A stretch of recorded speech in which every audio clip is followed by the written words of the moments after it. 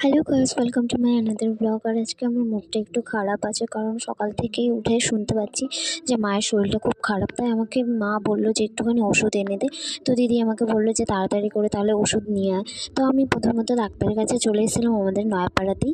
তারপরে ওষুধ নিয়ে কিন্তু আমি চলে এসেছিলাম বাড়ির দিকে।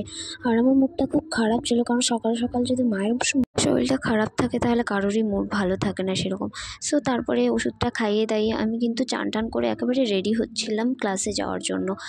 তো আমি এখন বেরিয়ে গেছি, একদম রেডি হয়ে গেছি, যেহেতু আমাকে এখন ক্লাসে যেতে হবে। আর আজকে সত্যি বলতে কারোরই সেরকম মুড ভালো না, মায়েরও শরীর ভালো না, বাবার তো সব মিলিয়ে একটু খুব খারাপ অবস্থা আছে।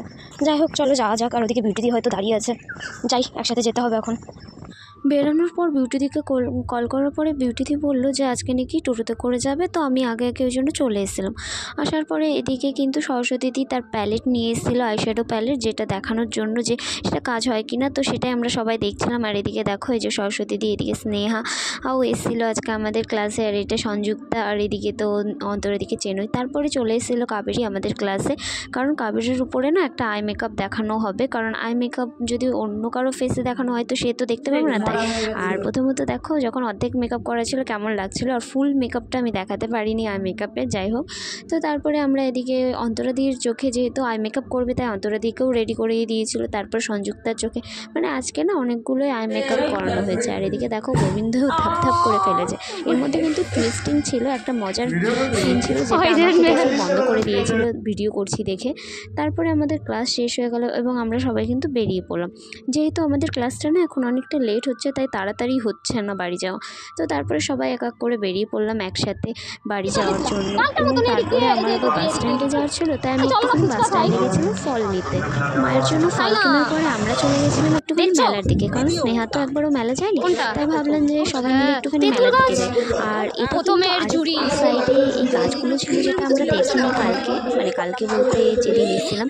তো সেই জন্য না আজকে আমরা একটুখানি ফুলের, আর এদিকে না এত সুন্দর সুন্দর ফুলের গাছ ছিল, দেখার পরে মনে হচ্ছিলো ফুলের গাছগুলো নিয়ে একেবারে দৌড় মারি।